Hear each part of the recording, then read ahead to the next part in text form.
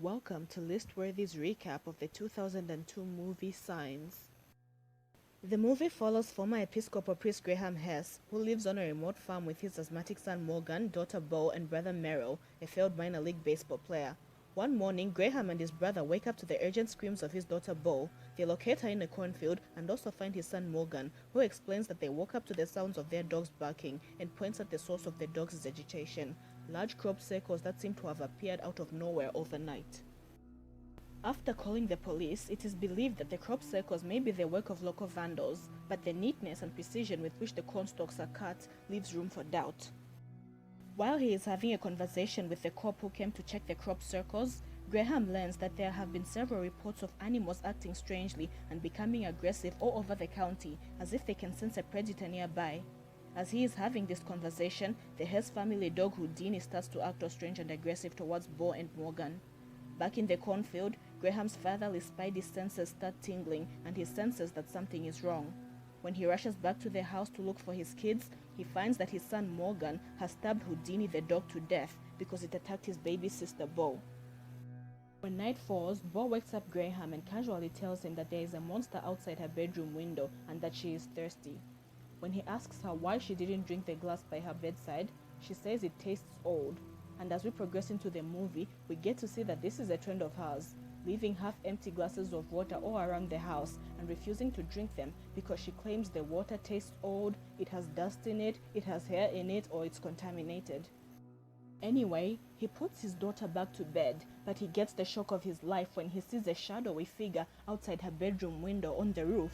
So it looks like the monster wasn't just the invention of a child's overactive imagination. He and his brother go outside to see who it is, but the figure on the roof makes an impossible leap from the tall roof to the ground near some swings and then disappears into the cornfield. The lady cop comes to take their report of the incident, but it proves fruitless because they are not able to give her a clear description of who, or rather what they saw. As they speak, Bo draws their attention to a news report that is on every channel that shows more crop circles popping up all around the world. To take the kids' mind off all the weird stuff going on, Graham takes the entire family into town and they split up for a bit. Bo and Morgan buy a book about extraterrestrials. Graham gets strong-armed into hearing a girl's confessions when he walks into a store, even though he politely reminds her that he quit being a reverend half a year ago. Merrill, who is thinking of joining the army, hears the recruiter guy's theory about the aliens and how they are sending scouts to find out humanity's weaknesses. When they get back to the farm, Morgan starts to use his sister's old baby monitor and he starts to pick up strange noises that Graham dismisses as static or interference from another baby monitor. But when Morgan figures out that the higher the monitor is, the clearer the signal, he gets on top of the car and hears strange clicks that he thinks are the voices of two aliens communicating. At night, the Hess surviving dog Isabel is jumpy and won't stop barking at the cornfield, so Graham grabs a flashlight and goes to check out the spooky cornfield. He then makes a loud speech to what he thinks are pranksters, telling them that he won't help make them famous by reporting what they do to the police, press, or anyone else. Whilst walking in the cornfield, he hears clicking sounds like the ones from the baby monitor rushing towards him, and he drops the flashlight. When he picks it up and switches it back on, he catches a quick glimpse of an alien right before it disappears among the cornstalks. He rushes back to the house shaken and switches on the TV only to find a live news report showing UFOs hovering above Mexico City.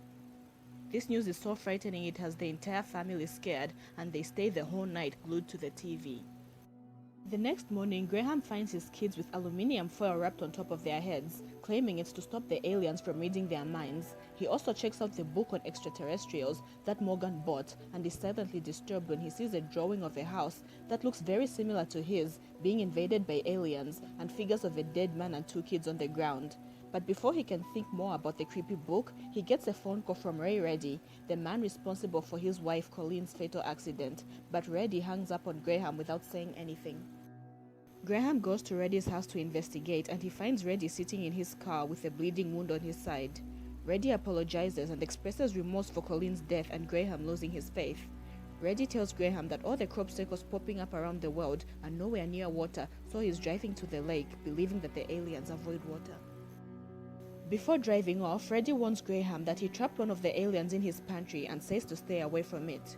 Graham investigates by sticking a knife under the pantry door to try and see what's inside. The alien tries to attack Graham by clawing at him from under the door, but he cuts off its fingers and runs back to his home.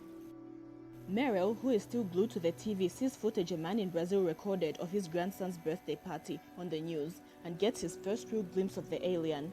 He was scared before, but after seeing the footage, Meryl is now all the way scared. When Graham gets home, he finds his brother has joined his kids in wearing aluminium foil on his head. Meryl then tells Graham that the aliens can change their skin color like chameleons, which is why they couldn't properly see them the night before they called the police. Graham wants to leave the farm to go to the lake like Reddy, but he is outvoted and the family chooses to stay put.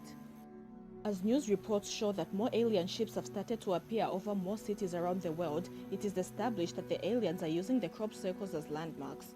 As a worldwide alien invasion begins, the Hessers board up every window in their house and barricade themselves inside. During an emotional family dinner, the baby monitor picks up alien sounds. When Graham goes to check the news, there is no one broadcasting. The alien invasion is now in full swing and they have no idea what's happening in the world. The Hessers realize they forgot their remaining dog Isabel outside when she starts to bark frantically. But after a few seconds, she suddenly goes quiet. The family is then extremely tense and quiet as they hear the aliens try all the possible entry points into the house. Meryl hears something upstairs and the family realizes that they forgot to board up the attic door. The aliens are now inside the house. As several aliens break into the house, the family retreats to the basement and lock themselves in. In the basement, there is a small opening that the Hessers forgot about and an alien sticks his hand through it and touches Morgan. They quickly seal up the opening, but the fright of being touched by an alien triggers an asthmatic attack in Morgan, who is without his medication. A distraught and helpless Graham can only hold his son and try to soothe him as he struggles to breathe. Luckily, he survives the night.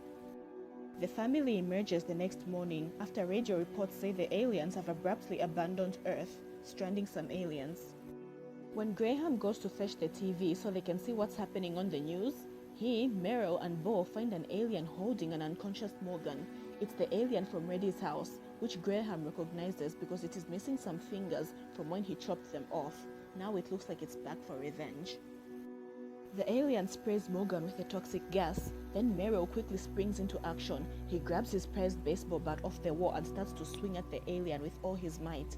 He knocks it into a counter, causing glasses of water to tip over on it, and to everyone's surprise, the water burns the alien's flesh like acid. Graham recovers his stricken son as Meryl continues bashing the creature, eventually killing it. Outside, Graham administers his son's medication and he wakes up. Turns out, Morgan's constricted lungs prevented him from inhaling the alien's poisonous gas, an act Graham attributes to God's intervention. Months later, the Hess family has recovered from the ordeal, and in the final scenes, Graham is seen as having returned to the church, his faith restored. This movie was awesome from start to finish, so I give it a watchability rating of 9 out of 10. Thanks for watching. If you enjoyed this video, please hit that subscribe button, leave a like, and check out some of my other content.